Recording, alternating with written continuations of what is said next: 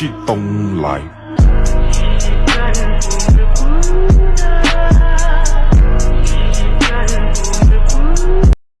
Kahit magtulong-tulong pa kayo mga putang ina nyo, hindi nyo ako matatalo, mga putang ina nyo.